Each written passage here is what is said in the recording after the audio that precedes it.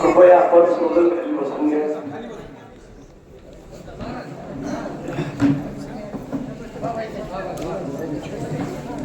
पुंडलिकावतार विठ्ठल श्री ज्ञानदेव पंढरनाथ भगवान की, माऊली ज्ञानेश्वर महाराज की, जगद्गुरु तुकाराम महाराज की, छत्रपती शिवाजी महाराज की, छत्रपती संभाजी महाराज की, रामकृष्ण.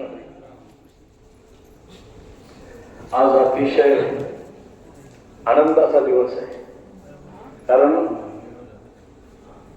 या महाराष्ट्र राज्याला, या देशाला, या 6 जून रोजी ज्यांना छत्रपती या पदवीनं ज्या सिंहासनावर बसवलं गेलं, तो आजचा सर्व देशाचा महत्वाचा दिवस आहे. आणि या महत्वाच्या दिवशी ही त्यांच्या कुशीत जन्म घेतला अशी आमची मा जिजाऊ यांचे 14वे विशेष आजच्या छोट्याशा कार्यक्रमाला आपण हजर आहात, त्याबद्दल मी सर्वांच्या वतीने मी आपलं आभार मानतो. खरोखर आजचा दिवस औचित्य आहे राज्याभिषेकाचं, तर प्रत्यक्ष काम आहे भामचंद्र डोंगराचं संरक्षण करण्याचं. भामचंद्र, भंडारा आणि गोराडेश्वर. दादो साहेब मी विनंती करतो आपल्याला, ही जी व्यक्ती हा एक त्रिपुरा स्वार्थ धरला नाही, मला एक कोणत्याही नक्षत्र मिळावं ही भावना नाही, परंतु ज्या तुकोबाला 15 दिवसामध्ये साक्षात्कार झाला, विठोबा भेटला निराकार.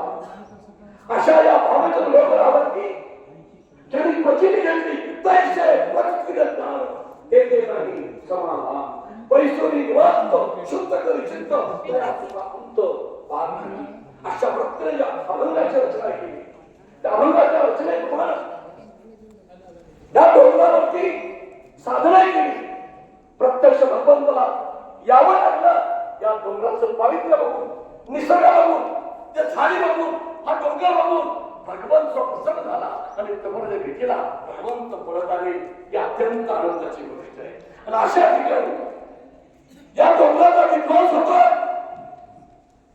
संत तुकाराम महाराजांचं अस्तित्व नष्ट होतंय. आमच्या सगळ्या महाराज लोकांना समजलं नाही. जे 70,000, 80,000, 50,000, 1,00,000 पाकिट घेतात, या महाराजांच्या मनात कधी कोणतीच पार्श्वभूमी नाही.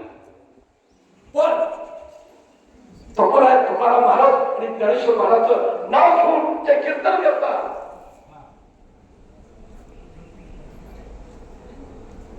अशा आतापर्यंतच्या आमच्या मजूर पक्षाच्या या कार्यामध्ये असा एकही मोठा भागात आला नाही याची मला सगळं जगात झाली.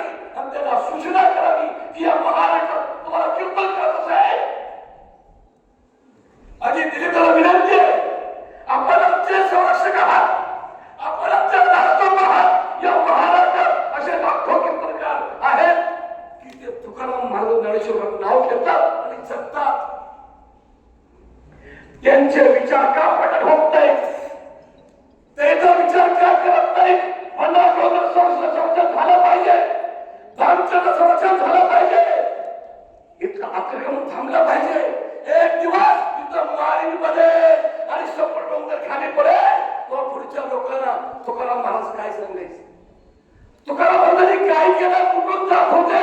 आमच्या तुकाराम पत्नी कुठल्या रस्त्याने येत होत्या, काटा कुठं मोडला होता, त्याचं काय भवितव्य उद्याच्या भविष्य पिढीला हा इतिहास करणार नाही. पण इतिहास जिवंत ठेवायचं आहे. तुकाराम महाराजांचं कर्तव्य मला चालायचं आहे. तरी बंडारात काय केलं, भामचंद्रावरती काय केलं, वळजावरती काय केलं, हे लोक प्रत्यक्ष पाहायचं आहे. तर ही वास्तू जिवंत राहिली पाहिजे, हे डोंगर जिवंत राहिले पाहिजे, हे पर्यावरण वाचलं पाहिजे, ही झाडं वाचली पाहिजे. नुसतं म्हणायचं नाही, वृक्षवल्ली आवाज वैरी म्हणायचं. हे म्हणत असेल नुसतं शासन म्हणतंय झाडं लावा, झाडे जगवा. कुठे झाडं, विदेशी झाडे वर पाहिजे, पिंपळ पाहिजे, तेव्हा या ठिकाणी ऑक्सिजनची प्राप्ती होईल, सावली मिळेल. हे सर्व मी विसरत चाललोय. मधुसूदन पाटील महाराजांना कुठलाही स्वार्थ नाही. त्या माणसानं जीवाचं रान केलं, प्रपंचाची राख रांगोळी केली. अहो महाराज, या उत्साहाचं कंपनी खरं काम या माणसाचं आहे, पण दुसरा पुरुष पुढे आला. स्पष्ट बोलतो मी, खरं काम या व्यक्तीचं आहे. ही व्यक्ती पुढे झाली आणि नाव बदलावून दुसरं तिसऱ्याचं झालं. त्याची मोठी विषयाचा परिवारू गोड परमात्म्याला काय करू, थोडं विषय तो बोलू जीवाशी झाला. जे विषय गोड असतात या समाजाला गोड लागतात, जे विषय गोड असतात या समाजाला आवडतात. अशी विनंती जाधव साहेब एक विषय मांडला, तुम्ही लक्षात घ्या. अतिशय चांगला विषय मांडला. आनंदाने देऊ, आम्हाला महाराज फिरायला उशीर लागत. आमचा पैसा आमच्याकडे पैसे नाही, आम्हाला आर्थिक पाठबळ नाही, आम्ही बाहेर दौरा करू शकत नाही. पण या दोन ठिकाणी गावातल्या मंदिरात आमची वारकरी मंडळी बसली तर महाराष्ट्रात तमाम वारकरी येतोय आणि तो पाहिजे इथं काय चाललंय, इथं काय नक्की चाललंय हे त्याला दिसत आणि आपोआप हे जन आंदोलन लाखोच्या अंतरात नक्की होईल. याच्या पुढे दक्षता घ्यावी ही म्हणजे तुला हात विनंती. अशी पाहता 100% अशी म्हणून हे आंदोलन आनंद झालं पाहिजे. आंदोलन गावात झालं, इथं नाही. इथं कुणीच येत नाही, इथं कुणीच येत नाही. दिवसाचं 4-5 माणसं येतात. पण तुकाराम महाराज मंदिराजवळ गमनाजवळ 1000 लोक येतात. आनंदीच्या मंदिराजवळ लाखो लोक येतात आणि त्यांना कळेल हे जन आंदोलन काय आहे. कारण 10 मार्चला मुंबईला पण जेवढं आम्हाला अपेक्षा होती त्या अपेक्षापर्यंत लोक जमले नाहीत. जन आंदोलनात एका लागतो, लाखो लोक लागतात, आंदोलन चिरडले जातात. आज 5 लाखोची वाढती न्यायाला सांगावं लागलं विद्यार्थी अटक करू नका. म्हणजे हा जनरेटर आहे तसा आपला वारकरी समज जनरेटर तयार झाला पाहिजे आणि सगळ्या वारकरी ठरवलं पाहिजे की पंढरा डोंगर वाचला, मानचं डोंगर, कोणाचं डोंगर, हे वारकरी समोर आवाज गेला पाहिजे. तो आवाज जोपर्यंत सामान्य माणसापर्यंत जात नाही, कारण सामान्य वारकरी म्हणजे शेतकरी. शेतकरी हाच वारकरी आहे, शेतकरी हाच वारकरी आहे, दुसरा वारकरी होऊ शकत नाही.